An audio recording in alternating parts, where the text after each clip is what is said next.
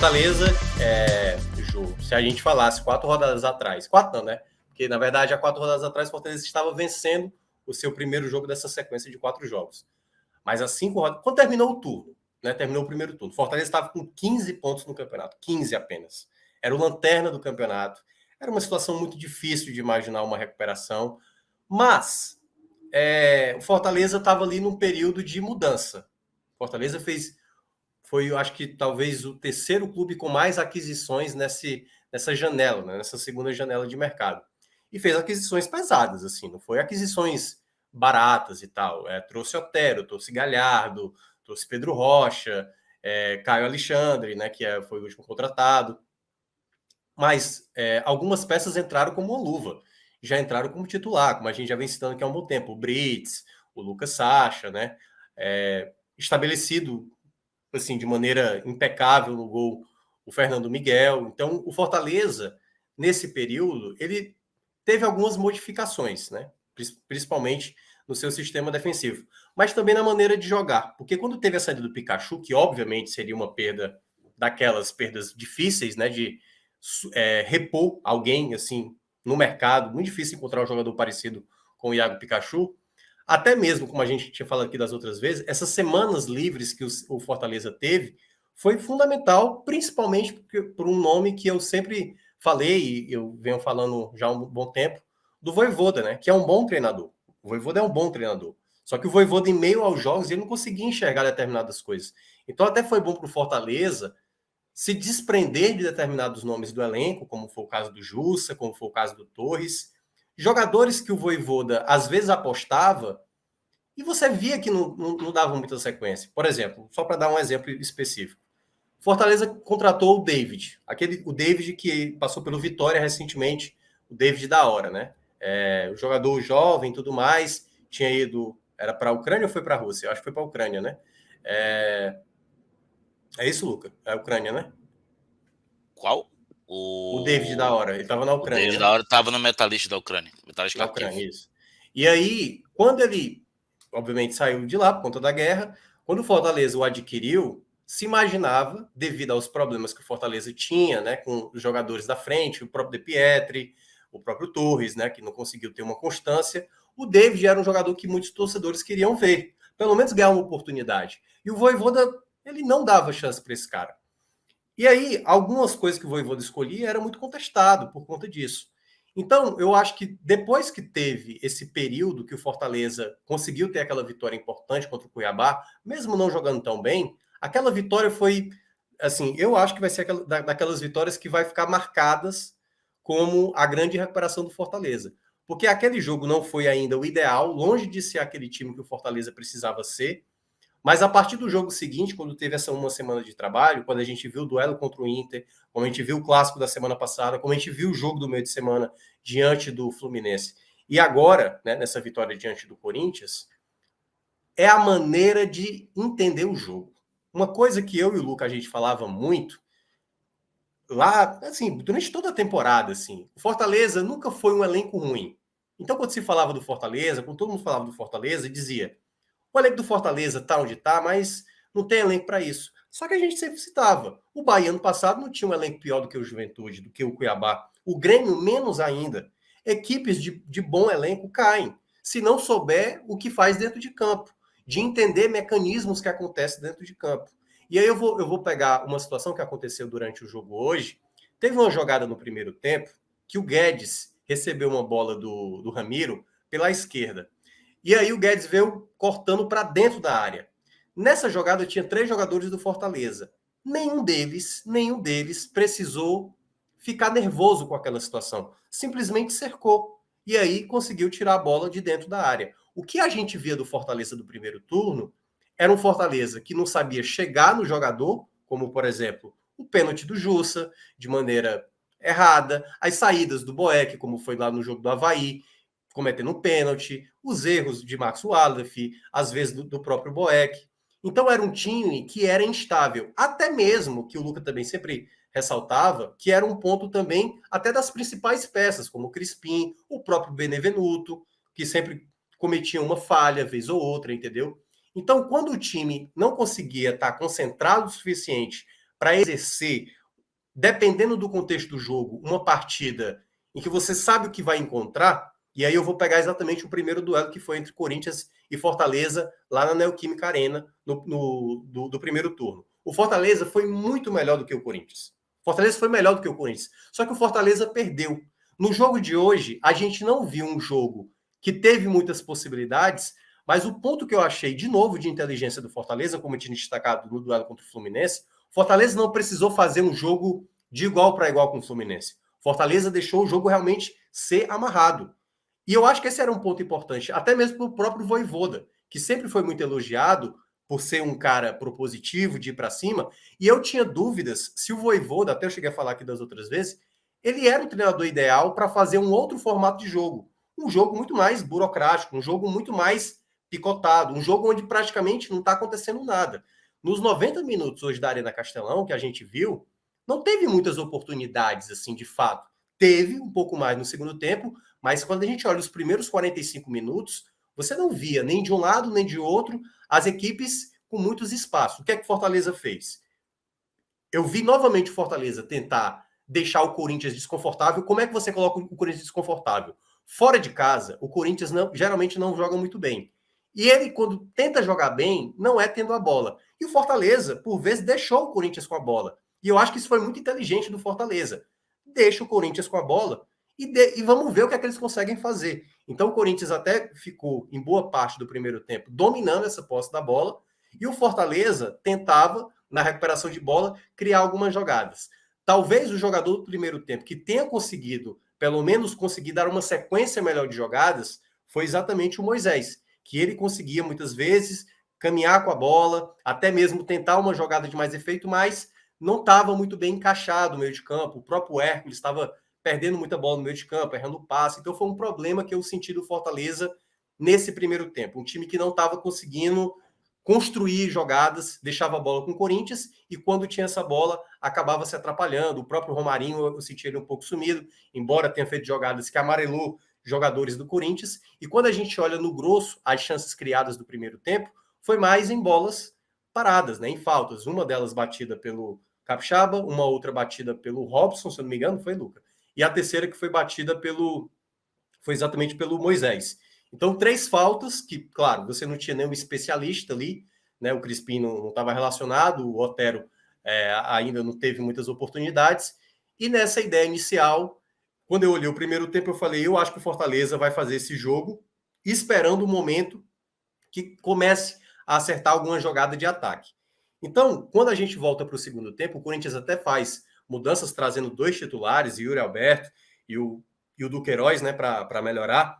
Naquele momento, eu senti que o Fortaleza estava até ganhando um pouco mais, porque foi um momento, o Corinthians está começando a acreditar que é possível vencer o Fortaleza.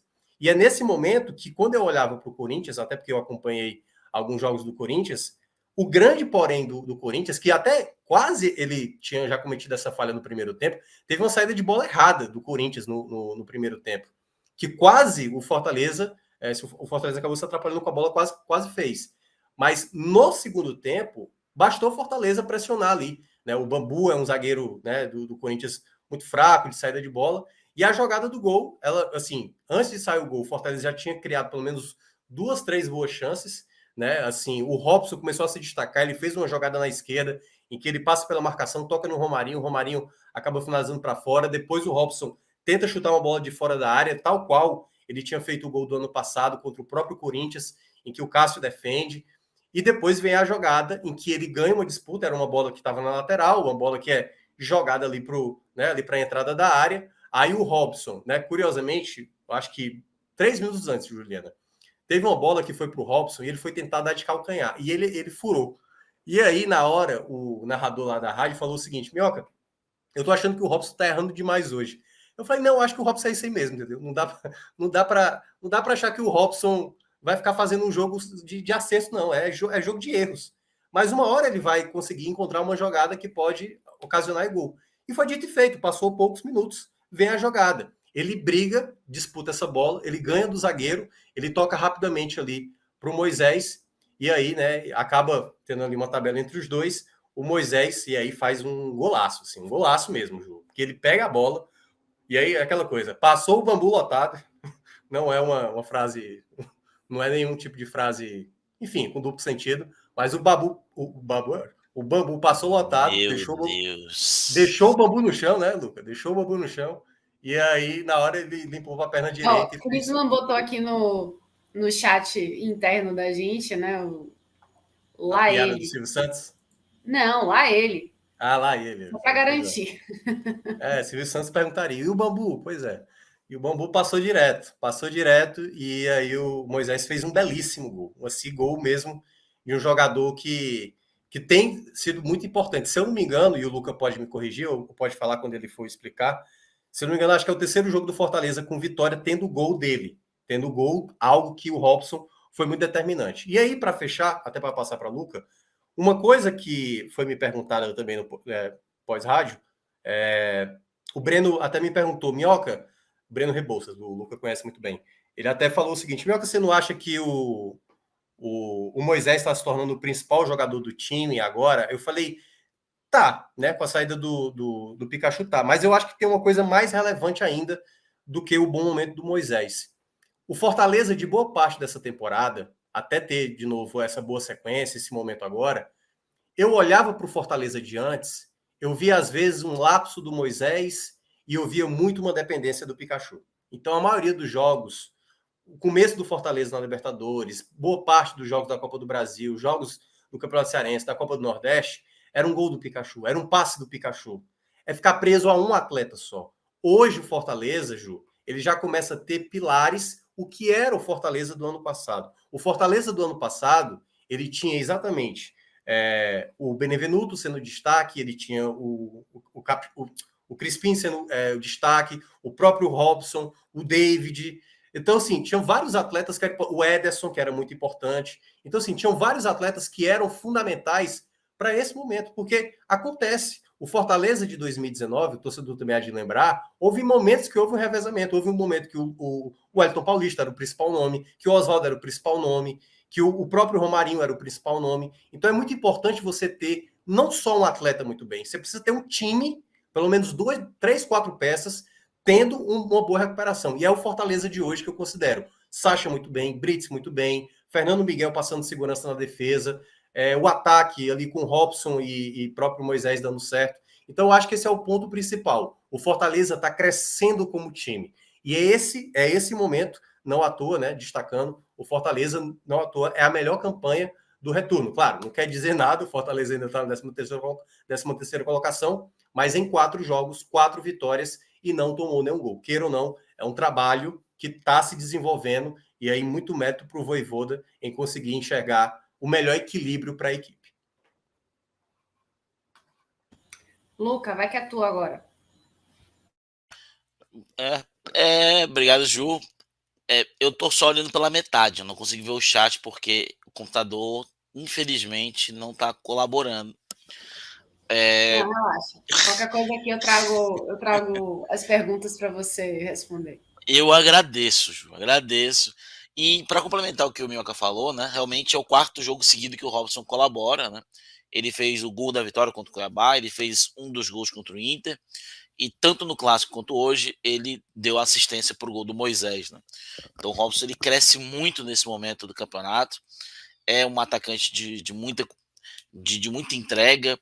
Ô, Luca, rapidinho. Na Oi. verdade, eu estava falando do Moisés. Eu falei que O Moisés. eu acho que é o terceiro jogo que o Fortaleza ganha de 1-0 com gol do Moisés. Acho que foi Atlético Goianiense. Não estou lembrado Sim, se teve outro. mas em sequência quem vem participando de Sim, todas é as Robson. vitórias é o Robson. É o Robson. Mas o Moisés sim, já é o terceiro jogo. O Moisés já chega a, se não me engano, 5 gols no Brasileiro. Vem se destacando, é um bom jogador. E é aquele tipo de jogo que a gente assiste, né? É um jogo amarrado. Há muito tempo eu não vi o Fortaleza ser um time que gostava de amarrar o jogo. O time do Ceni, por exemplo, quando ele jogava já mais pro fim de 2019, era um time que, quando jogava fora de casa, amarrava muito o jogo, mas não era tão efetivo boa parte das vezes. Esse time é muito efetivo em amarrar a partida. Com 30 minutos de jogo, acho que tinham 2 chutes a gol e 2 cobranças de falta, né? Então foi um jogo assim muito difícil. Fortaleza também, o Corinthians tem uma boa defesa, um bom sistema defensivo. O Fortaleza não conseguia criar muito pela inoperância do setor de meio campo. O Corinthians povoava muito bem as laterais, né, as pontas, não deixava o Romarinho e o Moisés terem tanto espaço assim. E se a gente for olhar, o primeiro tempo não teve nada, né? O primeiro tempo foi completamente. Eu acho que os melhores momentos do primeiro tempo devia ser a torcida lá com o celular e tal, cantando, gritando, que de jogada de perigo não teve tanto. Mas no segundo tempo o Fortaleza ele foi inteligente. Nos primeiros 20 minutos do segundo tempo, o Fortaleza começou a marcar mais em cima do Corinthians. O Fortaleza, especialmente após a saída do Romarinho, quando entra o Lucas Lima, o Fortaleza de vez traz o Ronald para trás, né? Traz o Ronald para trás e faz um losango. O Ronald estava muito ali como meia direita, quando o Lucas Lima entra, o Lucas Lima fica ali. O Moisés e o Robson ficam mais à frente, como dois atacantes mesmo. O Moisés sai da ponta e entra um pouco mais à frente como um segundo atacante. O Lucas Lima vem um pouco mais para trás e o Fortaleza consegue se coordenar um pouco melhor ali. Faz uma espécie de losango, com o Ronald na direita mais atrás, o Hércules pela esquerda e o Lucas Sacha centro na sobra. Isso é importante porque dá ao Fortaleza a tranquilidade de marcação mais alta. Não que o Lucas Lima tenha sido fundamental disso, eu acho que foi o posicionamento que trouxe isso. Por quê? Porque o Corinthians estava conseguindo sair diferente do jogo no Itaquera, no Neoquímica Arena. O Corinthians hoje ele conseguia sair para o meio campo hoje. O Fortaleza não conseguia ser tão efetivo porque a marcação não era tão forte e o Corinthians conseguia sair para o meio campo. Dali o Corinthians não conseguia criar, mas o Corinthians conseguia sair para o meio campo. E foi justamente assim que veio essa mudança de posicionamento que o Fortaleza faz o gol. O Fortaleza marca um pouco mais em cima, se eu não me engano, é o próprio Robson que toma a bola. Ele faz a jogada com o Moisés e o Moisés entra limpo com o Robson Bambu, uma tirada bonita e o Fortaleza vence mais 1-0. Depois disso, o Corinthians talvez tenha entendido essa situação, tanto que foi quando entrou o Renato Augusto. Mas o Fortaleza ele foi muito inteligente nesse momento e a reação foi muito imediata dessa marcação mais acima, dessa marcação tentando fechar a intermediária corintiana, tentando quebrar ali a zona de criação. Não me preocupou em nenhum momento, por exemplo, o Fortaleza, quando ele. Me preocupou um momento, quando ele realmente abriu mão de atacar e entrou com Vargas no final do jogo. Ali eu fiquei assim, pô, velho, agora não gosto disso, de tirar o Robson e entrou o Vargas e entrou o Tinga. E foi curioso que o Fortaleza voltou a melhorar, porque quem foi pro ataque foi o Lucas Lima, né? O Lucas Lima foi pro ataque de vez e eu até pensei assim, acho que agora ele talvez volte pro esquema de 3 zagueiros. Ele não voltou. Ele voltou pro 4-4-2 com o Tinga mais para frente. O Tinga mais à frente. E isso me chamou muita atenção. O Vargas entrou para a esquerda, um pouco mais para a esquerda, e o Tinga entrou como meia pela direita. Ele não foi tão para trás quanto eu imaginava que ele fosse. E era uma coisa que eu tô com curiosidade para saber como é que o Tinga volta. Porque o Tinga, obviamente, é um jogador que não se pode colocar. O Tinga passou 3 meses fora, quase. É um jogador, ídolo da torcida, já são hoje quase 250, mais de 250 jogos pelo Fortaleza. Voltou a jogar, a torcida aplaudiu, teve gente que se emocionou. E o Tinga é um jogador que a gente não pode descartar hoje no Fortaleza, em momento algum no Fortaleza. Então eu fiquei pensando, o Fortaleza hoje ele não tem um jogador para jogar na direita. Tem um Crispim, mas não tá. Vive muito da jogada parada. O Ronald está ali, está bem, mas não dá aquele ímpeto ofensivo necessário. E agora lembrando, não dá o ímpeto ofensivo necessário. Talvez o Tinga seja esse jogador para o 4-4-2 que ele esteja buscando para a ponta meia direita. E interessante, porque os lançamentos longos do Tinga hoje fizeram o Corinthians recuar mais no momento que o Corinthians mais atacava o Fortaleza após os 40 minutos do segundo tempo. Então foi interessante, e eu acho que é uma alternativa interessante também para o jogo, né? Já que o Tinga também não seria nenhuma novidade para o Tinga, né? Ele com o Rogério chegou a jogar mais ali como meia, ponta direita, e acho que se sentiria novamente muito confortável. Eu gosto desse esquema hoje, é um esquema que dá mais facilidade para marcar. Quem sabe uma dobradinha com Tinga e Brits ali deu muito certo nos jogos pela frente. Apesar de uma coisa, eu fiquei surpreso. Eu imaginava que o Pedro Rocha ia estrear hoje. Fiquei surpreso com a entrada do De Pietri. Eu imaginava que o Pedro Rocha fosse estrear, mas vai ficar para semana que vem, né? O São Paulo deve ir com o time. O melhor, você acha que o São Paulo vai com o time reserva? O Rogério vai fazer isso? Vai. Isso aí, eu acho que você pode ficar tranquilo que vai. Porque o Mesmo com a seguinte, derrota de hoje? eu acho que vai, assim, o Ceni ele tem estabelecido um foco maior nas Copas. Possivelmente com essa derrota do Santos, claro, o jogo contra o Flamengo é um jogo muito difícil, muito difícil. E ele vai tentar colocar o melhor que ele tem. Acredito até que ele vai fazer talvez uma estratégia mais defensiva para esse primeiro duelo. Mas imaginando que vai ter o jogo do Atlético Goianiense, né, passando esse meio de semana no outro, então o jogo do meio de semana certamente deve ser um time alternativo. Então, possivelmente, Rafinha, não Igor Vinícius, pode ser que um dos zagueiros jogue e tal. Então, a probabilidade que eu vejo maior é de um time bem alternativo, mas ele não deixa de utilizar, tal qual o Corinthians utilizou hoje, né? Yuri Alberto, Renato Augusto no segundo tempo. Então, acredito que ele vai usar, até porque o jogo vai ser lá em São Paulo. E o São Paulo tá caindo na tabela, cara. São Paulo. Não, São Paulo. Se o São Paulo perde Fortaleza, ele cai uma posição, outra, né? Então já fica mais perto do Z4.